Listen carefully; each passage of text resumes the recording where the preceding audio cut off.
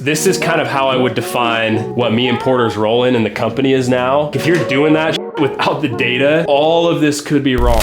Hate some clouds to make believe. Boy, you had it from the start. Had my head, you had my heart. All you're looking for is me. Can't tell them what you need, what you need. Can't tell them what you need. All you're looking for is me. Can't you tell them what you need?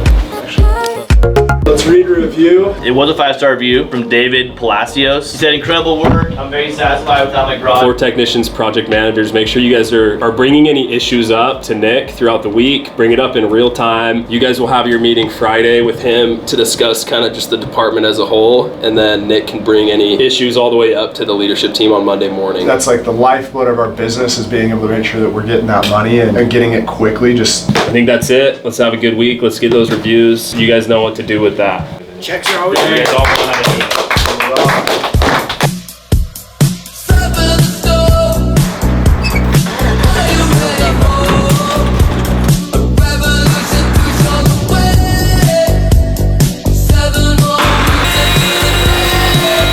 We're in Salem, Utah right now. Fall colors are already starting. It looks so good, so pretty. I pulled up here on the second day of this job. This is a 3-car garage. The flake and epoxy had time to cure overnight. So today we're getting up all the excess flake and then we're top coating it to give it the durable finish. We're here with Luke's crew. Let's get started.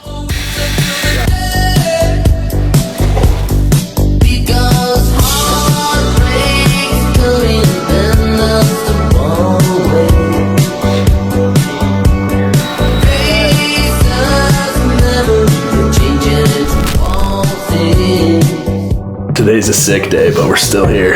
We thought it'd be good to do a little update. We haven't really sat down and filmed anything for a few weeks, honestly. So kind of a little update on where we're at. The state of our business right now is we have spent the last 1.5 years building an infrastructure and a team and having just all the assets we need to produce what we've believed to be the right amount of revenue to be profitable. And since we hired Nick, it's kind of just been all hands on deck towards optimization and data creation and data analysis. And it's been so sick because the last 6 weeks, I think more than ever before, we feel like we have a handle on the data and how to optimize and the right things to focus on. And it's made me realize you can have so many right things in your business, but if you're missing the data piece, there's a good chance you're going to focus on the wrong things and work really hard in the wrong direction. Because in business, there's always 1,000 things you could choose to focus on. If it's really good data, you can simplify it down to this is the number one most important thing to focus on. This is kind of how I would define what me and Porter's role in the company is now. Ultimately, our role is to delegate the right tasks to the team and then hold them accountable to execute. And so reverse engineering that, most business owners and leaders in any organization, they're starting here with coming up with ideas and trying to be creative and trying to strategize. And then you try to turn that into structured action. And then you delegate that to your team or to yourself or to each other, whatever. And then you execute. And a lot of the last 1.5 years, because we outgrew the systems we had that were providing financial data or any sort of data for that matter, we just got into this mode of we're always trying to strategize, we're always trying to be creative, we're trying to do this whole thing and execute and hold accountability and create this loop. And what's been so sick in our business and where we're at right now is we've added this data piece. And I've just realized that is the most important thing. If you're trying to have good ideas and creativity that's towards the right things and strategy towards the right things, if you're doing that shit without the data, all of this could be wrong. All of this could be focused in the wrong area. Even if you're smart, even if your team's awesome like our team is, frankly, a lot of this stuff has just been either misguided or going in the wrong direction. And we've been adding this data piece, kudos to Carson, especially financial data, marketing data, schedule optimization data, revenue per crew per week data. We are fine tuning how to actually optimize all this output that we're doing. And it's making the ideas, creativity, and strategy just clear cut and simple. It's easier than ever. Then we can spend way more time time on structured action. How do we delegate this to operations, this to sales, this to marketing, this to the office team? Delegate, and then me and Porter have really been able to settle into this role of our role is to hold everyone accountable to the execution that they've been delegated. So I think this is really cool and just kind of illustrates like me and Porter are settling into this role for real for the first time. It's creating massive change. Our output over the last 4 weeks has gone up by like 25% with no more people, no more jobs, just optimization towards the right things, schedule optimization, how we price things, all that kind of stuff has just gotten way more simple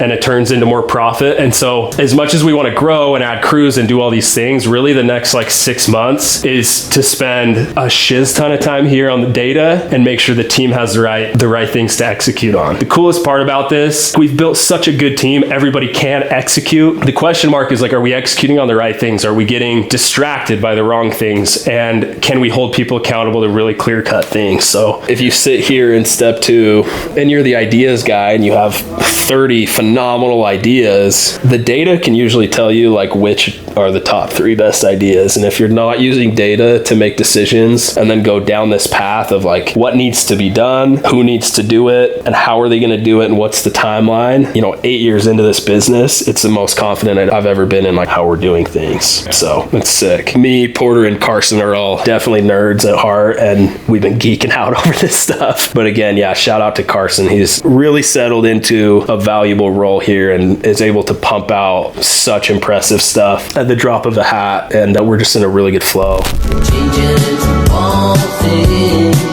We're at a job here in Alpine, this beautiful home. Garage that we're doing is a 1,600 square foot garage. We're putting down our clay microflake color. Kind of cool. We haven't done this one that many times. It's one of the new colors that we added this year, but yeah, it looks pretty good. There were some cracks in the floor that needed to be repaired. This is an older home with an older garage, older concrete, all that. So once we got that all prepped, we were able to clean it up, put down our first coating along with our flake. That's what we're doing here today. Tomorrow we're gonna come back and do the top coat, but it's looking super good so far.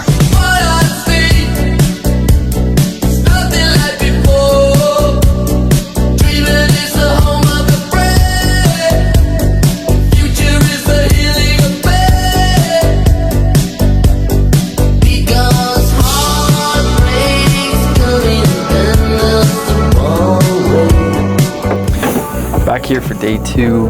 It's Friday. We're finishing up this job here in Alpine to wrap up the week with a killer 1,600 square foot microflake floor.